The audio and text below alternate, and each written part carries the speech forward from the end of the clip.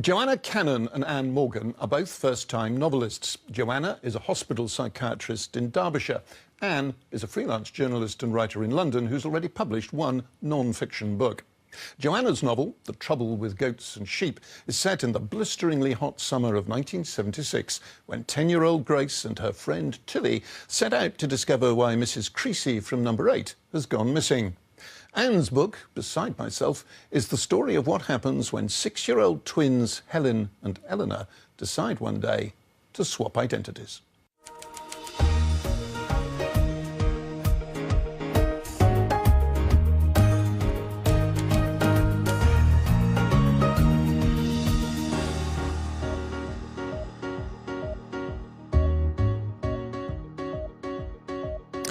Joanna Caanon, this book is set in the summer of 1976, famously a hot summer, a housing estate somewhere in the East Midlands, and one of the neighbours has gone missing, and Grace and her friend Tilly set off to find out what's happened. Just fill us in a little bit more on the circumstances.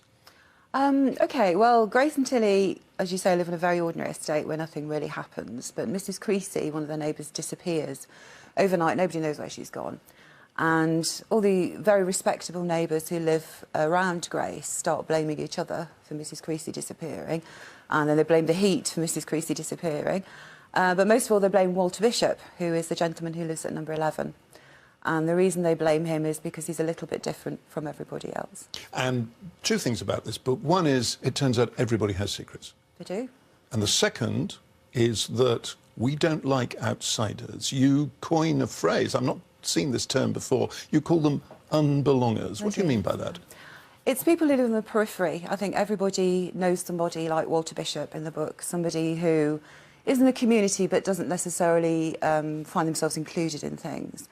It could be because their hair's a little bit too long, or their glasses are a little bit too thick, or they keep themselves to themselves and their behaviour isn't necessarily normal, in inverted commas. So as a community, people tend to reject them, and they then live on the outside, and the only time they're noticed is when something goes wrong. Anne Morgan, your book has a most intriguing premise. Two twins, identical twins, and one day one of them, Helen, the dominant one, decides that it would be fun to swap identities to wind up their mother. And Ellie, the less dominant one, decides she likes it like that, and she doesn't want to swap back, and it destroys Helen, doesn't it? Yes, that's right. What starts off as a game, really, as a bit of mischief, a way of actually lightening a situation or a moment of discomfort, becomes a serious problem for Helen. And what happens as time goes on, she tries repeatedly to reverse this swap, thinking that, of course, everyone will recognise who she is. She's Helen. We all have this thing inside us that is unique to us, and someone will see that in her. And yet, time and again, all the people around her with whom she's grown up fail to see what's happened or fail to accept it. And as time goes on, she becomes increasingly dismantled as a person and pushed out, elbowed out of her life. So it's a book about identity and how far our identity and our sense of ourselves is dictated by others' preconceptions about us. Absolutely. How much are we inherently ourselves, and how much are we what other people expect of us or reflect onto us? Now, your character, Helen, who everyone calls Ellie and who, in the book, as an adult, you call Smudge, is living a tremendously chaotic life, and at times she has bouts of mental illness. I think you both read the other's book, or at least a reading. Joanna, you are, by profession, a psychiatrist. I wondered how convincing you found the portrait of mental illness in Anne's book. It's incredibly convincing. I think when I first read about Smudge, when you see that first opening scene and the kind of environment that she lives in, I thought, this woman's got manic depression, because you do tend, as a psychiatrist, to diagnose fictional characters quite easily. And immediately I thought this woman is clearly very, very unwell. And I thought it was beautifully and very sensitively portrayed. Now, this is the first novel for both of you. Joanna, you started by writing a blog, I think. I did, yes. And so how much of the book is drawn on the disguised but real-life accounts of real people in that blog? The people in the blog are all fictitious. When I started medicine, I had to go through a lot of different departments before I did psychiatry, and I saw a lot of very distressing things. that even in my 30s I found very difficult to deal with. And I used to get very upset about it, and I thought I've either got to lose that sensitivity or I've got to process it. So I started writing my blog, and from that developed the story of Tilly and Grace. Anne, you've had a more conventional route. You read English at university. You then went and did a creative writing course at University of East Anglia. You are a journalist and a writer by profession, but you started off writing non-fiction. A Year of Reading the World is your previous book, in which you tried to read a book from all 196 countries in the world in the space of a year, which is quite a challenge. Why fiction?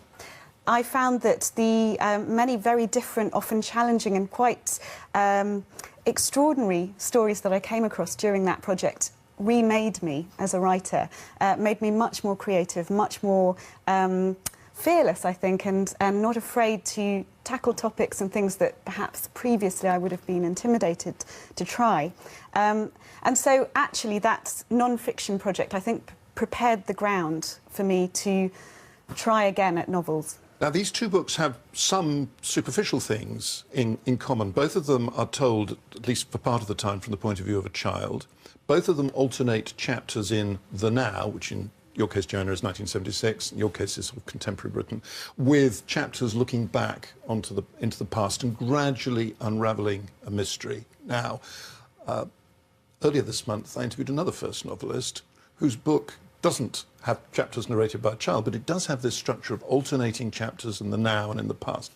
And I wonder, all three of you have been on creative writing courses. You've been on a course run by Faber. You did 2 years at the University of East Anglia. Is this the sort of thing they teach you on creative writing courses? Joanna first. This is a conspiracy theory, isn't it? No, they didn't teach us that. And I originally wanted to tell the whole story in 1976, but it became clear as I was writing it that we needed to revisit the past, and these characters needed to tell their own stories. And there was simply too much backstory. It's too much backstory, and I think you have to be very mindful when you're writing not to dump information on the reader through another character or through conversation. So I decided quite early on we really had to go back a few years and see what actually happened on the Avenue. And Anne, how useful, how constructive is that kind of creative writing course, did you find?